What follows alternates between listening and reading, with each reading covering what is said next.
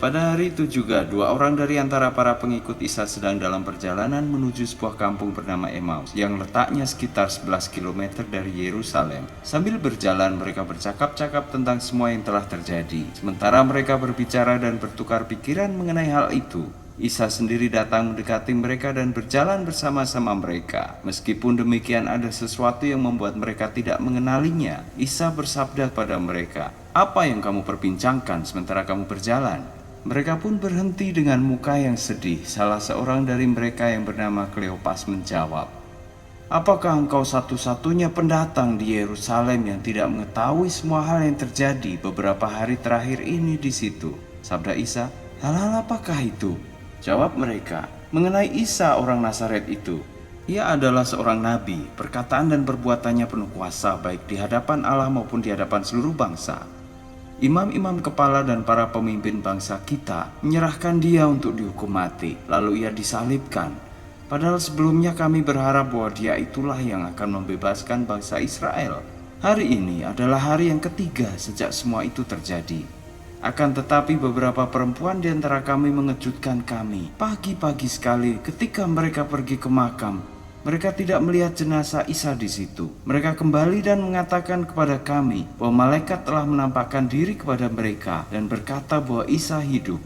Beberapa di antara teman-teman kami pergi ke makam dan mendapati bahwa apa yang dikatakan oleh perempuan-perempuan itu benar, tapi mereka tidak melihat Isa." Lalu Isa bersabda kepada mereka berdua, "Hai kamu orang yang bodoh, betapa lambannya kamu mempercayai semua yang sudah dikatakan oleh para nabi. Bukankah untuk masuk ke dalam kemuliaannya, Al-Masih harus terlebih dahulu mengalami semua penderitaan itu?" Kemudian ia menjelaskan kepada mereka semua yang sudah tersurat di dalam kitab suci mengenai dirinya, mulai dari kitab-kitab yang disampaikan melalui Nabi Musa, sampai kepada kitab-kitab yang disampaikan melalui nabi-nabi lainnya. Pada waktu mereka bertiga hampir tiba di kampung tujuan mereka, Isa berbuat seolah-olah ia akan berjalan terus. Akan tetapi kedua pengikut Isa itu mencegah dia. Mereka berkata, "Tinggallah di sini dengan kami. Sebentar lagi malam dan hari sudah mulai gelap." Maka Isa pun masuk dan hendak bermalam di situ dengan mereka. Ketika ia duduk makan dengan mereka, ia mengambil roti lalu mengucap syukur atasnya. Kemudian roti itu dipecah-pecahkannya dan diberikan kepada mereka. Pada waktu itu mata mereka terbuka sepenuhnya, sehingga mereka mengenal bahwa dialah Isa. Tapi pada saat itu juga lenyaplah ia dari pandangan mereka. Mereka berkata satu sama lain, "Bukankah hati kita berkobar-kobar di tengah jalan, sementara ia berbicara dengan kita dan menerangkan isi kitab suci kepada kita?" Pada saat itu juga mereka bangkit berdiri lalu kembali ke Yerusalem.